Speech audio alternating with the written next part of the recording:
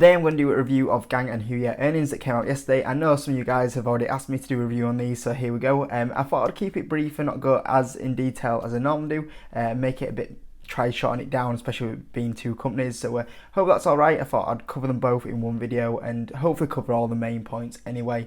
If you guys are on the Patreon, you guys already know that I've already talked about these or put my thoughts out on this, so maybe I can add a few little bits in that I didn't mention on Patreon, but yeah, hopefully you enjoy it. If you do want to see more videos from me, make sure you join the Patreon. I have posted 3 exclusive videos on there this week. But yeah, we'll get started in this. So I thought we'll talk about HUYA. HUYA was one of the, I would say the easy one of the earnings to go through.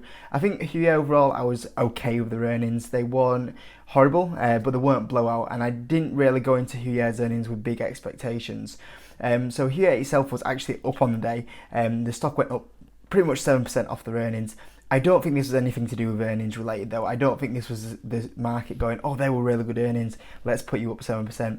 I think the reason why HUYA was up today is because they reported okay earnings, but the problem is it's just sold off. You know, this is currently trading at $5, and if we go to the start of when we came into 2021, it was a $21 stock. So it's lost so much value that I think this is just people or investors trying to really bottom pick this stock, moving into Chinese stocks. You know, if we look at the likes of Alibaba, for example, or any other Chinese stock, a lot of them have just been sold off through 2021.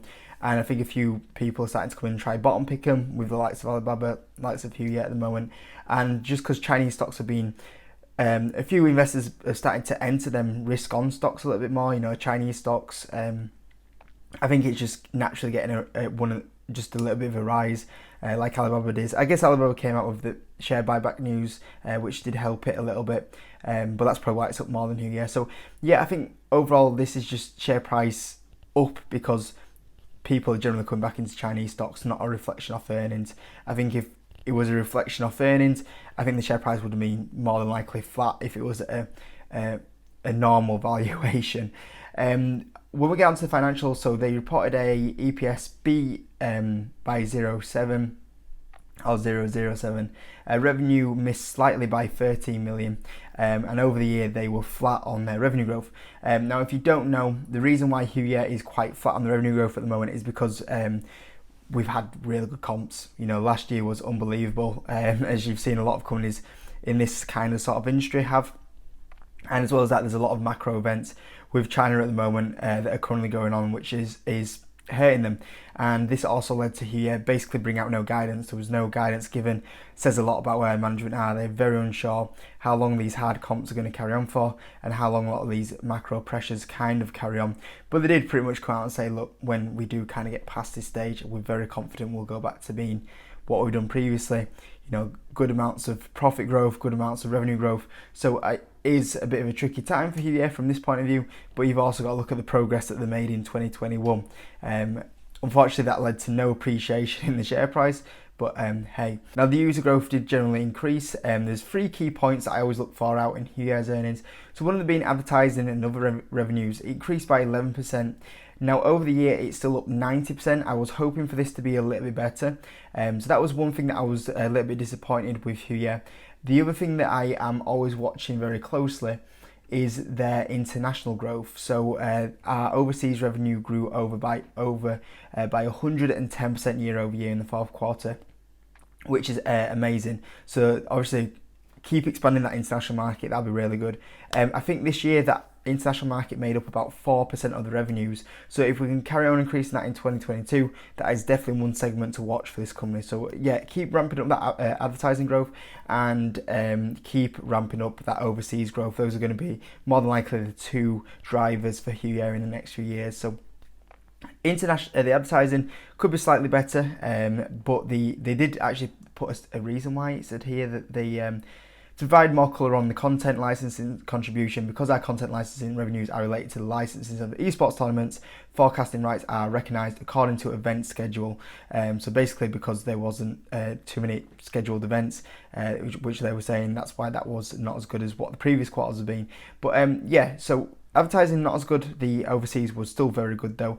The other little thing that I do look for in Huya is the cash balance, what they're doing with the cash balance, because many of you guys know Huya is currently valued at 1.26 billion, and I can't remember exactly what they have on their balance sheet, but I think it's somewhere like 1.5 billion. So this company has way more cash than what the company is valued at. So if someone came in and bought this company for 1.2 billion, they'd straight away get it back on the balance sheet. So you're basically buying a company for free, and you'd actually be up on that if you bought it for 1.2 billion. So we'll keep looking at Huya, what they're doing with this cash balance, and I was hoping they were going to say something about that cash balance, but they didn't. So that's something that I would like them to do. Either go out and buy a company that's going to help you produce good amounts of revenue in the future. If you are struggling to do that, maybe just put a bit of money into a share buyback program. Not that it always helps the share price. We've seen other companies, GAN announced a share buyback, and it didn't really have much effect on the company. But just for Alibaba, that did generally have a bit of an impact on them, and in the long term it will help their earnings slightly actually do with buying back shares. So that is one thing that I would like to have seen them do. So overall, with hard comps, the numbers were pretty much in line. The international growth is still growing as strong as I was expected. The advertising growth let me down slightly, and I was hoping for a little bit more use on that cash balance, which didn't happen. But overall, everything with the company is still moving in the right direction. So I was just okay with the earnings. There weren't anything that got me excited. They weren't better than what I thought. At the same time, they weren't worse than what I thought. So I was very much happy to just kind of give this a 5 out of 10. And that can happen. It's one of those that you have to look at Huya and go, you've also got to remember 2021, it put out like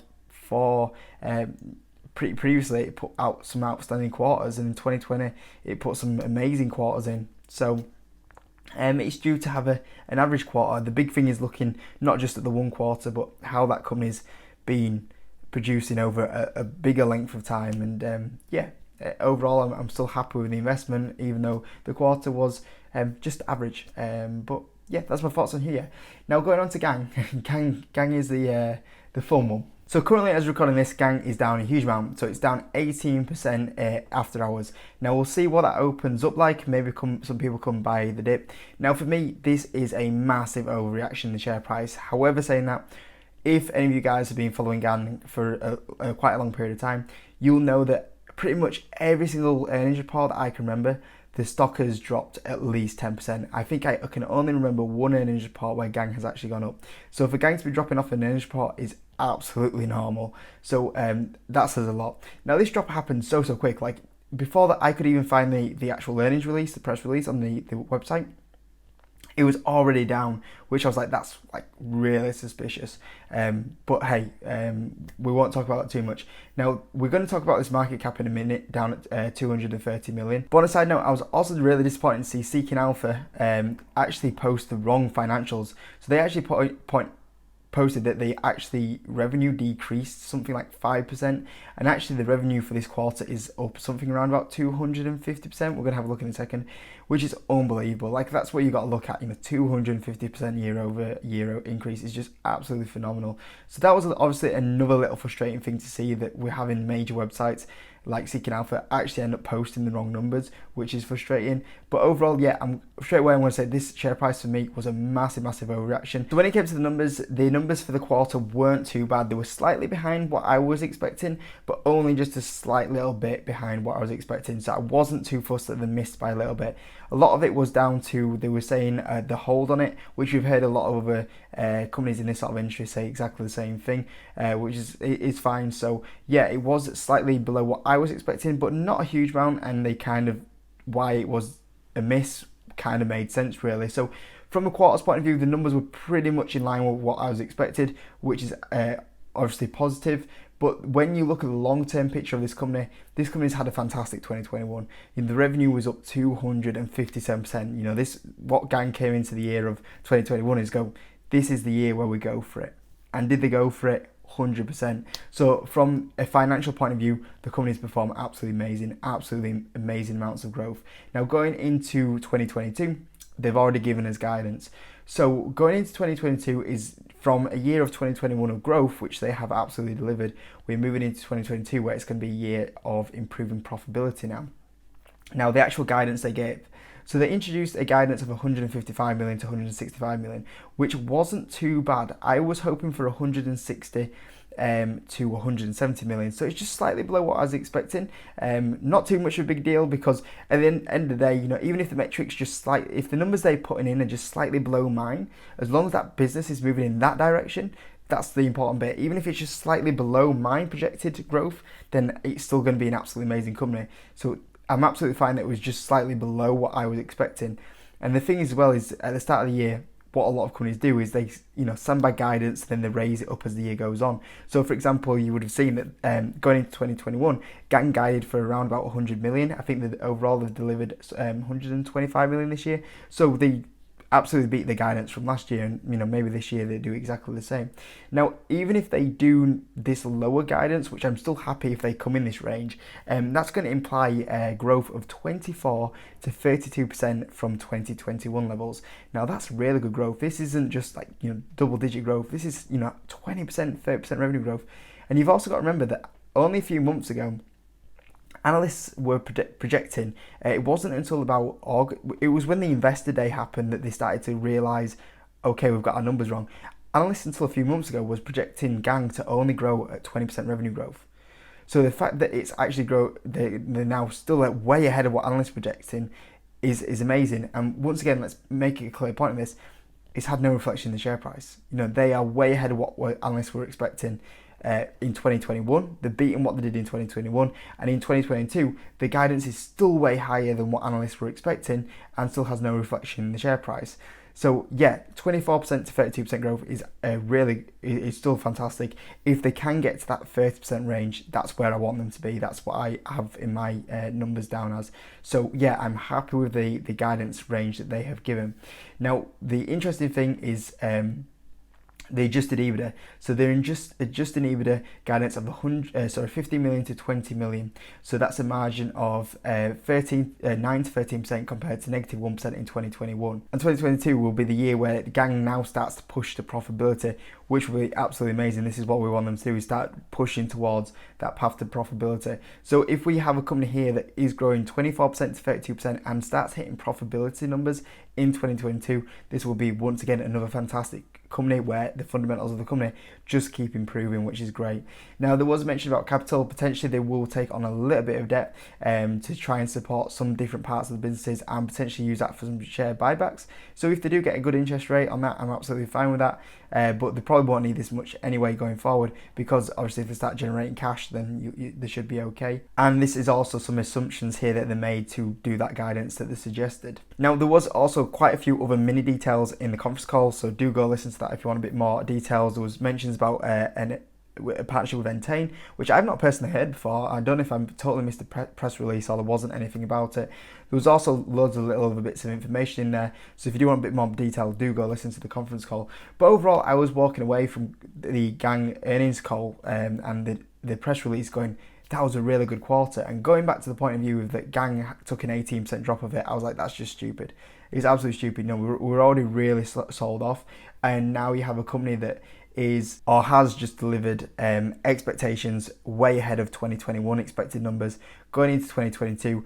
Only till a few months ago, the revenue side of it is way ahead of what analysts were expecting. This is still going to grow 24 to 32% growth. That's fantastic growth. It's going to be profitable. You've still got an amazing balance sheet, a clean balance sheet here in a massive growth area. This is a fantastic company. This is a company doing absolutely amazing.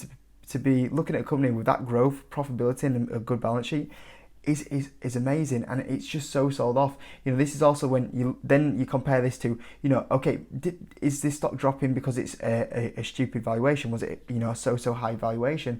And then you go look at the company, and it's currently on a forward basis going to be trading at a 1 price to sales ratio. On a forward basis, it's a company that has 20 to 30% revenue growth, profitable, amazing balance sheet, and it's trading down at a 1 forward price sales ratio. It is unheard of. Look at this. Only a year and a half ago, it was 17. Maybe you argue, okay, 17 is too high, but 1 is unbelievable. You're talking companies that trade down at one times price sales ratio, where companies that grow at 2% a year, 3% revenue growth, 4% revenue growth a year. this company is going to be profitable and good financial health, and also have amazing revenue growth. It's unbelievable. If this carries on doing these sort of numbers, we're going to be talking about a company in not so long that's going to be trading at 20 times earnings. A company growing at 25% revenue growth, trading at 20 times earnings. It's absolutely unheard of. So the valuation just doesn't make sense. Now, I just had to run some numbers, and this is my last point I'm going to make. I just had to quickly run some numbers. So I looked at this company now, so it's obviously closed at 230 million market cap. So by my maths, tomorrow this company is actually going to open up at 187 million market cap. Now, this is how bonkers this valuation is now. So Gang actually got the Coolbet platform of the company for 175 million. So at the moment, you're basically getting Gang for the same price it bought Coolbet for a year ago, and that's not taking into consideration, the growth of Coolbet over the last 12 months. You're not considering the amount that the B2B platform has grown in the last 12 months. It's insanely cheap. So yeah, overall, I thought the numbers were good. Obviously, they were slightly below my expectations, so I gave them 7 out of 10 just because they were just a little bit low. From the numbers point of view, I'd prefer, obviously, I'd hope the revenue was, 2 or 3 million, a little bit higher. The guidance point of view, I was hoping the guidance was going to be maybe 5 million, just slightly higher. But even though it was just slightly below, everything in the fundamentals part of the company is moving in the right direction. So I couldn't give it out of 10 because it was a little bit below my expectations, but I gave it 7 out of 10 because everything inside the company is moving in the right direction. And then you combine it with what is the company valued at the moment. It might be a different story if we're talking about this company was at 17 times sales, but this is 1 time sale. It's trading at the valuation of it's the valuation of what it bought for the Coolbet acquisition a year ago. It's unbelievably cheap in my opinion. So yeah, overall, I was more happy with Gang's earnings than Huya, and look at the reactions in share price. I guess it's unbelievable. So yeah, overall, I'm very happy with Gang. Nothing has changed with my thoughts on Gang. I'm still thinking that is moving in the right direction completely. So that's my thoughts on them too. I hope you enjoyed it. If you could hit the like button, if you're new, subscribe, and I'll see you next video.